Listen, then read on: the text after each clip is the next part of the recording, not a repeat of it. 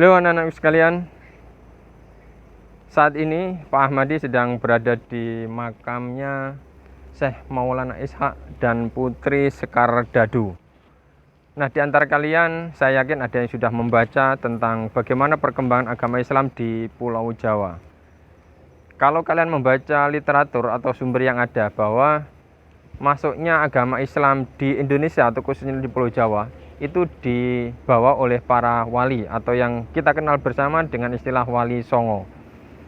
Nah, di antara 9 wali ini merupakan salah satu makam atau salah satu penyebar Islam, Syekh Maulana Ishaq, putra dari Jumadil Kubro, dan saudaranya bernama Syekh Maulana Malik Ibrahim. Jadi kedatangan Maulana Ishaq ke Banyuwangi ini merupakan awal dari runtuhnya kerajaan Majapahit.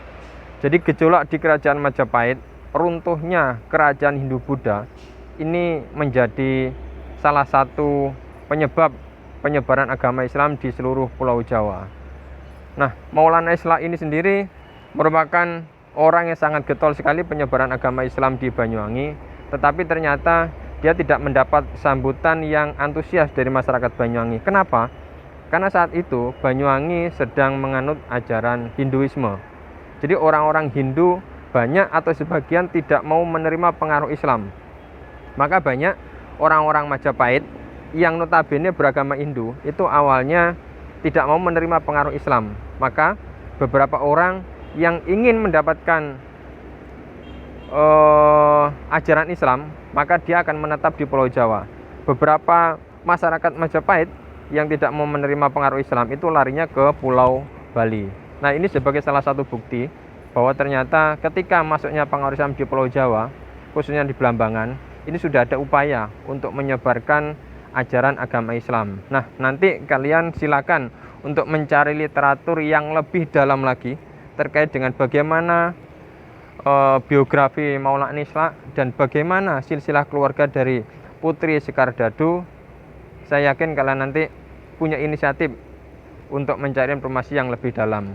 Untuk sementara cukup sekian dari Pak Ahmadi. Silakan nanti kalian literatur lebih banyak lagi, nanti kita lanjutkan di forum diskusi. Terima kasih. Assalamualaikum warahmatullahi wabarakatuh.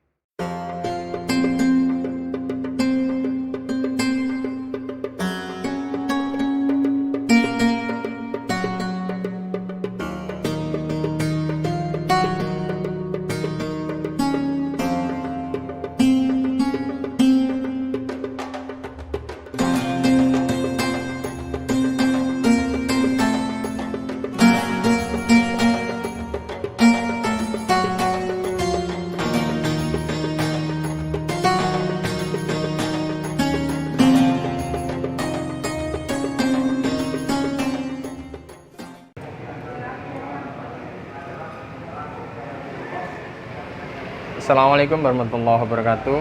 Anak-anak sekalian, sekarang ini Pak Ahmadi sedang berada di wisata religi Makam Mbah Datuk Banyuwangi.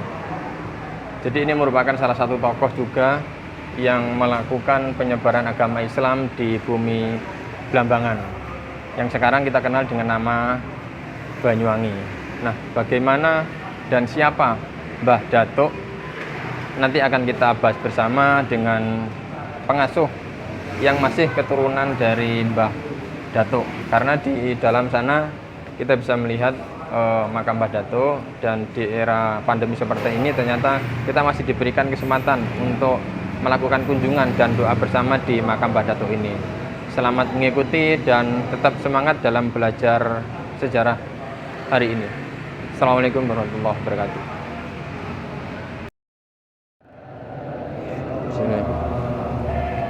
Assalamualaikum warahmatullahi wabarakatuh. Alhamdulillahirrahmanirrahim. Anak-anakku sekalian, pada kesempatan malam hari ini Pak Ahmadi sedang berada di makam Mbah Datuk Banyuwangi. Jadi terkait dengan perkembangan agama Islam di Nusantara, terlebih di Banyuwangi, kita mari sama-sama pada malam hari ini menggali informasi terkait dengan keberadaan makam Mbah Datuk, bagaimana pergerakan beliau ketika melakukan penyebaran agama Islam khususnya di Banyuwangi yang dulu dikenal dengan nama Blambangan.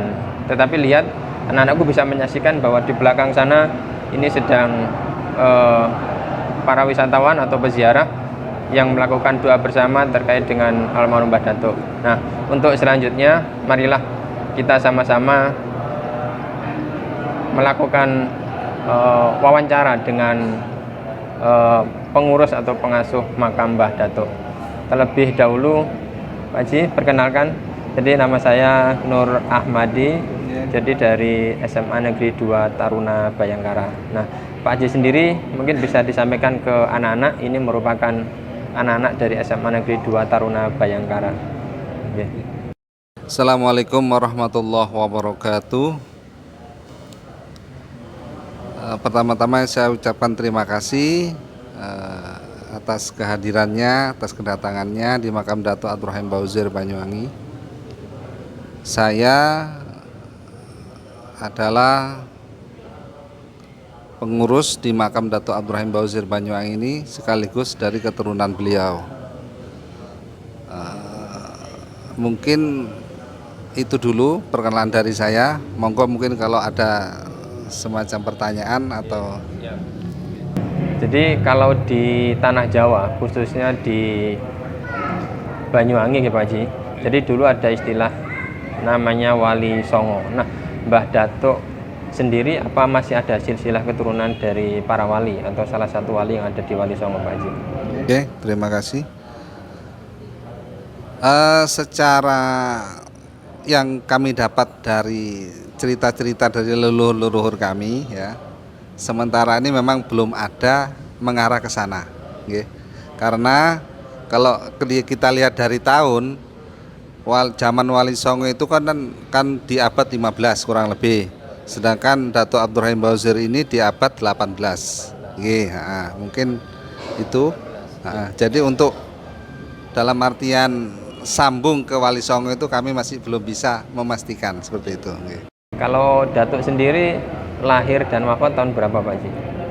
Beliau lahir ya itu insya Allah di Yaman, di Hadramaut ya. Datang ke Indonesia ini ya kurang lebih sekitar tahun 1800 lebih lah.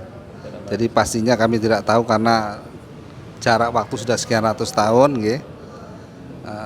Beliau wafat itu di tahun 1876. Insya Allah dalam usia 86 tahun. 86 tahun. Beliau dulu langsung melakukan penyebaran agama di Blambangan atau sebelumnya ada daerah tertentu? Menurut riwayat juga beliau ini awalnya menyebarkan agama Islam di daerah Jemberana, Bali. Oke. Sampai beliau menikah di sana, mempunyai putra 2. Yang pertama yaitu bernama Syekh Bakran atau Datuk Bakran. Itu beliau meninggal masih belum menikah, lancing. Putra yang kedua yaitu Syekh Ahmad atau Datuk Ahmad, dan dari Datuk Ahmad inilah keturunannya sampai dengan yang sekarang. Kalau di sini kan ada komplek pemakaman, ya. Ini semuanya masih ada silsilah atau keturunan dari Mbah Datuk Bauzir. Untuk di sebagian ada, cuman sebagian juga ada dari orang luar, ya, karena ada. Jadi tokoh-tokoh dulu awalnya itu ada yang minta dimakamkan di sini, dulu memang diizinkan. Tapi sekarang karena keterbatasan tempat sudah tidak kami izinkan dari pihak luar atau orang luar untuk dimakamkan di area makam Datuk. Okay. Oh, berarti sebenarnya dulu kita terbuka untuk memakamkan warga masyarakat sekitar ya untuk ditempatkan di sini. Oh, okay. Kemudian di era pandemi seperti sekarang ini ada pembatasan peziarah enggak yang berkunjung ke makam Mbah Datuk, Pak? Kalau pembatasan kami sendiri tidak punya, dalam artian tidak punya wewenang ya aturan gitu ya, karena beliau-beliau yang peziarah ini datang ke sini tidak kita undang kan gitu, okay? Intinya prinsipnya dalam pandemi ini kami insya Allah juga sudah melakukan yang namanya protokol kesehatan. Ya, tapi di lain sisi karena banyaknya tamu, kadang adalah mungkin beberapa tamu yang mengabaikan hal tersebut. Tapi selalu kami ingatkan para tamu itu untuk memakai protokol kesehatan tetap dilaksanakan di makam Datuk ini. Tapi dari kemarin kan, apalagi di awal tahun 2021 kemarin kan ada himbauan untuk tidak membuka wisata. Jadi meskipun kondisi sudah membaik, ternyata Banyuwangi kemarin instruksinya mulai tanggal berapa kemarin, 26 sampai sekian tidak boleh ada kunjungan. Nah, untuk makam Mbah Datuk sendiri waktu itu tetap ada kunjungan apa mboten? Mungkin gimana ya? Ada, tapi kok sepi ya. Kami sendiri juga tidak tahu tersebut ya. Himbauan pemerintah untuk sedangkan pariwisata seluruh Kabupaten Banyuwangi ditutup, kami juga buka, tapi tamu ya ada saja yang datang gitu. Tetap kami terima gitu. Kalau area makam sini ini memang dulunya langsung Mbah Datuk bermukim di tempat sini gitu, sebelum atau setelah dari Poluan Jembrana Bali? Kalau sebetulnya ada, beliau punya rumah di daerah Kampung Arab ya. Kemudian kalau mengenai sejarah tanah ini ya, menurut riwayat ini adalah pemberian atau hibah atau wakaf dari Bupati Raden Pringgokusumo, karena beliau hidup dalam masa itu, dalam masa pemerintahan Raden Pringgokusumo gitu. Kalau Mbah Datuk dulunya pertama langsung ke Jembrana atau awalnya singgah dulu di Banyuwangi, atau Banyuwangi ini setelah kunjungan dari Jembrana? Insya Allah setelah kunjungan dari Jembrana, karena di sini sudah ada waktu itu Kampung Arab ya. Jadi pada tahun itu sudah ada Kampung Arab, jadi akhirnya beliau sering main ke sini. Akhirnya ya menjadi, dalam artian sempat terus kemudian pindah dan dimakamkan wafat di Banyuwangi. Oke. Kalau dari Syekh Maulana Ishak itu ada silsilahnya mboten yang menikah dengan putri Dewi Serdado? Nggih. Masanya lebih dulu Dewi Serdado kan itu kurang lebih pada masa Wali Songo, ayahnya Wali Songo kan nggih. Ayahnya Sunan Giri, padahal beliau-beliau itu hidup dalam masa abad 15. Oke. Oke. Kalau Syekh Maulana Ishak dulu kan banyak apa istilahnya ya, banyak tantangan nggih, karena ternyata beliau juga tidak selamanya bermukim di Blambangan. Nah, kondisi yang dialami Mbah Datuk sendiri dengan perjuangan dakwah yang dilakukan di Blambangan, kalau dibandingkan dengan Syekh Maulana Ishak, kira-kira bagaimana kondisi saat itu, Pak Haji? Mungkin lebih enak Mbah Datuk ya, karena mungkin masanya sudah lebih lebih dalam artian sudah orang-orang terdahulu sudah masuk dan sudah menyebarkan agama Islam. Jadi mungkin Mbah Datuk ini hanya ya boleh dikatakan menambal lah begitu ya. Jadi ada yang kurang dimasuk, seperti itulah, kurang lebih seperti itu. Kalau dari letaknya, kadang perjuangan dakwah Islam itu di daerah khususnya pesisir itu kan lebih mudah daripada kita berdakwah di daerah pedalaman. Kondisi yang dirasakan dulu Mbah Datuk ketika melakukan penyebaran Islam atau dakwah di Banyuwangi ini, kira-kira perjuangannya seperti apa, Pak Haji? Perjuangan beliau ini mungkin nanti agak ke karomah beliau juga ya. Jadi hobi beliau ini kepada anak-anak yatim ya. Jadi ini menurut riwayat ya. Jadi anak-anak yatim itu setiap pagi bermain di pantai. Tujuannya apa? Menunggu Mbah Datuk sholat duha di atas laut. Itu mungkin salah satu karomah beliau. Mengenai perjuangannya ya salah satunya yaitu beliau ini diberi karomah, diberi kelebihan oleh Allah, yaitu bisa menyembuhkan orang-orang yang sakit dengan izin Allah. Oke. Kalau dulu kan di Kerajaan Kediri, Raja Jayabaya itu kan juga punya istilahnya kemampuan ya untuk meramal, menyembuhkan penyakit. Nah, kalau dari cerita jenengan tadi juga Pak Datuk punya keistimewaan ya, atau punya kemampuan juga untuk menyembuhkan beberapa penyakit sehingga bisa membantu masyarakat Belambangan untuk terhindar dari wabah. Nah, di Banyuwangi sendiri sebenarnya kan ada suku Osing ya Pak Haji ya. Nah, jadi suku Osing, bagaimana dulu kondisi suku Osing ketika kedatangan Mbah Datuk? Terkait dengan itu, saya ini belum pernah mendapat cerita dari leluhur terkait dengan hal tersebut. Yang intinya beliau itu hidup pada masa Raden Bringgokusumo dan begitu dekat sekali dengan Raden Bringgokusumo. Beliau. Ya. Kalau nopo istilahnya penyebaran khususnya Islam di abad ke-7 ya, ke-7 itu kan biasanya awal karena masih peralihan dari masa Hindu Buddha menuju Islam itu kan memang banyak sekali, apalagi masyarakat Majapahit itu yang tersebar di seluruh Indonesia Nusantara itu kan banyak yang melakukan penolakan terhadap syiar Islam. Nah, di Banyuwangi sendiri ketika masuknya pengaruh Islam sejauh mana reaksi masyarakat Banyuwangi saat itu ketika awal masuknya Islam? Ya, saya rasa sama juga ya, mungkin ada lah yang namanya pro kontra, dalam artian seperti itu pasti ada. Ada yang mau menerima dan ada juga yang tidak, mungkin seperti itu. Kemudian yang terakhir mungkin pesan untuk anak-anak, karena sekarang pembelajaran itu sangat menjenuhkan Pak Haji, karena kita tidak boleh tatap muka, kemudian tidak boleh berkumpul dengan teman-teman.